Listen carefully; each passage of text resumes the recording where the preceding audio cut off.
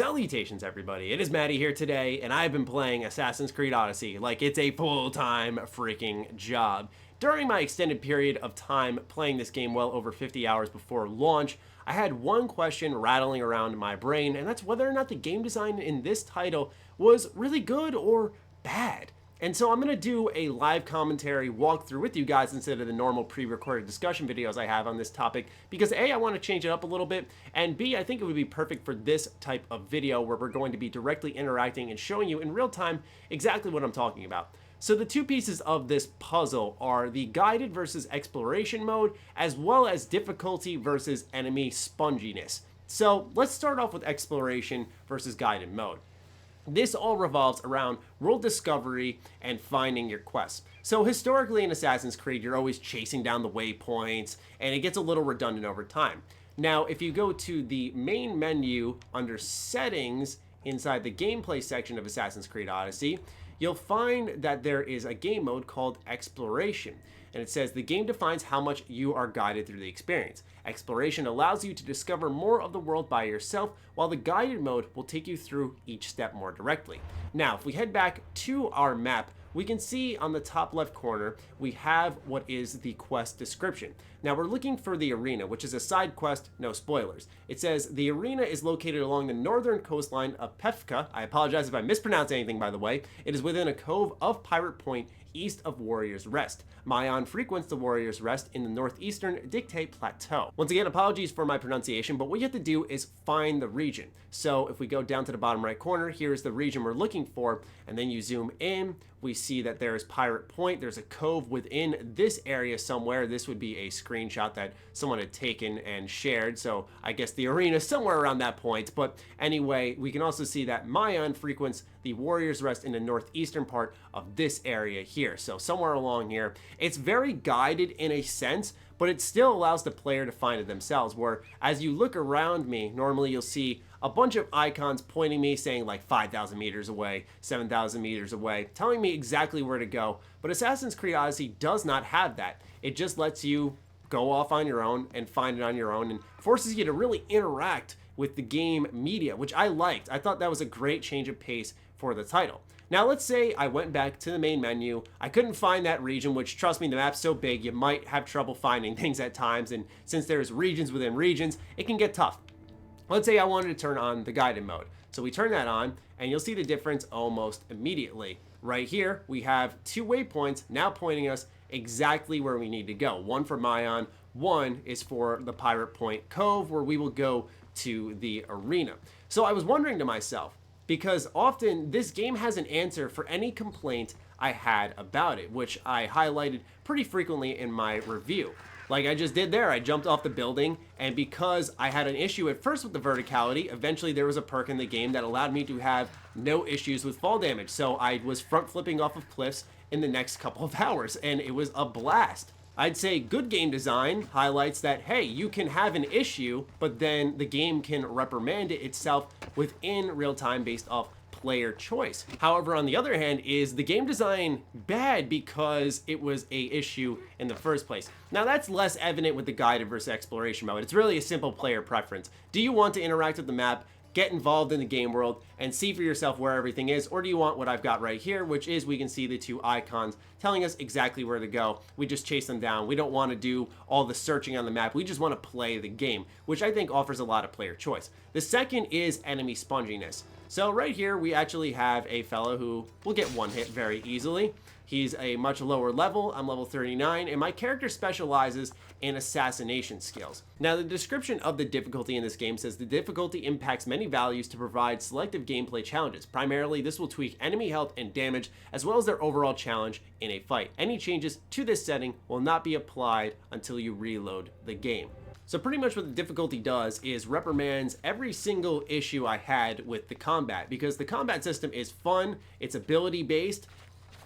However, there is a problem with sponginess and how much damage enemies can take. Also, when it came to exploration versus guided mode, I realized that often what I do is go on the map and do what I'm doing right now, mark a waypoint and chase it down. So the only difference was I would go on the map and find where I had to go. I'd still be marking it, or else you'd be completely lost, because this isn't a game that has a mini map. All you have is the bar on the top, which tells you north, south, east, west. So it was just another point of thought, and perhaps I'm thinking too deeply into it, which is very well possible. I tend to do that quite a bit, but it's still something I want to pick a few of your brains about as you watch along with me here. So we're going to approach a new area right now, and we're going to fight some enemies. We're going to take a look at some of the damage that they can take between two difficulties, normal and easy. All right, so we're going to scan the area out, and as we can see, most of the enemies here are level 37, and if we take a look at the top right corner of the screen, we're level 39. So we out-level these enemies a little bit, but we're playing on the normal difficulty at this point in time. We're just gonna hop right into this and see how much damage we do. The other thing that we should take a look at is the weapons I'm using, because that does play a huge part into it. So this is a level 35 sword, but it is legendary. I mean, it does 1,429 damage per second, and it gives me bonuses on both assassination and critical damage. So critical damage usually activates when you shoot someone in the head or if you attack them from behind. This mainly aids my playthrough as I hide in the bushes and assassinate people. But what I want to focus on is when frequently this game gets down and dirty and forces you to engage in combat. So usually these mob enemies, they aren't too tough. But as we can see here, I level him out by 2. I take out a quarter of his life with just simple light attacks.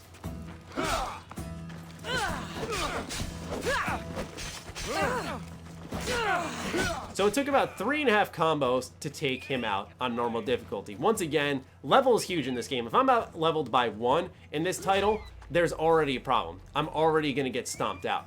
Now this enemy I'm locked onto right here, he has a shield, he has a lot more health, he does a lot more damage, he's much stronger, so we're gonna try to hit him a little bit. You have to do a strong attack to break through his shield. We'll see right here, hitting him with strong attacks, 3 in a row, barely any of his health gone. Once again, I can't emphasize enough how this man has 2 levels lower than me, and we have a ton more enemies to go through. Now, is combat a slog? No, really not about hitting them, but about balancing ability. So I do my assassinate ability on him right here. We do about 10,000 damage a swing, and he's still not dead yet. Now, if you factor in that I'm doing 1.5k damage per swing at this point in time on enemies 2 levels lower than me, and I just did 40k damage on him, and he still didn't die, I think that highlights what could be some serious sponginess issues. Now we'll hit this higher level enemy for a overpower attack, and we're seeing about 3 to 6,000 damage per hit there. That'll wipe him out really quick. Part of the issue I feel in the combat is less of the sponginess in that there isn't as many AoE attacks. I only have one that I can access. If I switch to my other wheel, I press square right here. They're all stunned, but it's only 3,000 damage, and you saw how little that does. You hop into combat here. These guys go down pretty quickly, about that crit hit right there. Now that you have a good look at what combat with people 2 levels lower than me looks like, let's see how these same enemies I'm facing right now fare on easy difficulty. So, let's dodge him. And instantly right there, we see his health going down at a little bit higher of a pace. Really not that much of a difference when you think about it. 2.5k damage for a heavy attack, 1.7k for every swing, sometimes 3k. It really depends on how your skills activate and where you're hitting him from. Right here, we get behind him, we do some extra crit damage, and he goes down easy peasy, no problem. It really depends on 2 things. Number 1, it's character build, because my character, if we go to the screen here, she has a 581 to 2,514 warrior damage versus my assassin damage, which is almost 40,000. I only have 1 assassin damage ability, but that wipes out some of the strongest enemies in the game. We can also see that there is a armor number there to account for how much protection you can absorb, which naturally the enemies also have. So while I may have a weapon that's supposed to be doing a ton of damage, especially when you account for the easy difficulty, it's doing about 300 extra DPS, which can make or break a fight in this game. You can see it's not a tremendous difference. Where the difference shines is more so how much damage they do to you and when you face enemies that out-level you. I want to highlight this clip that I already had recorded on my PS4, which is also on easy mode. The enemies are my level. It's a little bit weaker of a build, but it emphasizes the power of said build. You'll see during the combat segment, I take out my bow and arrow, and that's where I start shredding the enemy's health bar because it was more focused on hunter-styled gameplay. On top of that, we can also see how much damage the enemy does to me. In group attacks, it's actually a decent amount, but this is on easy. And what this all wraps around is some of the level gating in the title. When we go to our quest menu, we'll scroll down to the bottom, we can see here that each quest, like in Assassin's Creed Origins, has a number next to it, signifying what level you should be when you head there. Now, often this is kind of a soft level area when a quest is telling you, hey, you should be level 39 for this or level 40. Usually enemies you encounter in that quest are 42, 41. They're usually suggesting this is the minimum level that you need to be at right now in order to participate inside this quest. Combo that with some enemies that can be spongy, less of the exploration methods. That's just a little part of the discussion I wanted to highlight. And like I said, it really got me thinking, is this good design, bad design? Because there's so many options given to the player on how they can tackle things. Obviously, when you look at the map, I mean, content is not an issue when it comes to leveling up. Each of these areas is packed with its own side quests, locations, challenges, things that will no problem level you up, but those take a while too. So once again, it just boiled down to, was this good game design or not? Personally, I'd argue more on the positive side of things. Maybe that's just because of the type of person I am, but I think it's good game design if the game can be self-aware and adjust to problems that players may encounter. For me, I was like, hey, this is a little spongy, I want to tweak it, and I was able to. A lot of games that I played in the past, when they were spongy, that's it, they were spongy. You just had to deal with it. When the game world got too vertical, like in Assassin's Creed, they had to bend to more mythical methods, but it allowed for a taller world. It all ended up melding together into what I thought was a really enjoyable game experience. So at the end of the day, I have to argue that Assassin's Creed Odyssey does have good game design. It's not perfect, there are flaws there, and it is a system that could use some work. I would appreciate in the next game that enemies just take a little bit less hits so I don't have to change my difficulty, but they can still be equally as lethal. However, I'd love to hear your thoughts on Assassin's Creed Odyssey in the comments down below, so do fire away, ladies and gentlemen. Other than that, follow me on Twitter, like me on Facebook. Let me know as well what you think about this type of content along with my Patreon. Do consider supporting that as it fuels all the content we create here. Stay sexy, stay active. I love you all. Peace.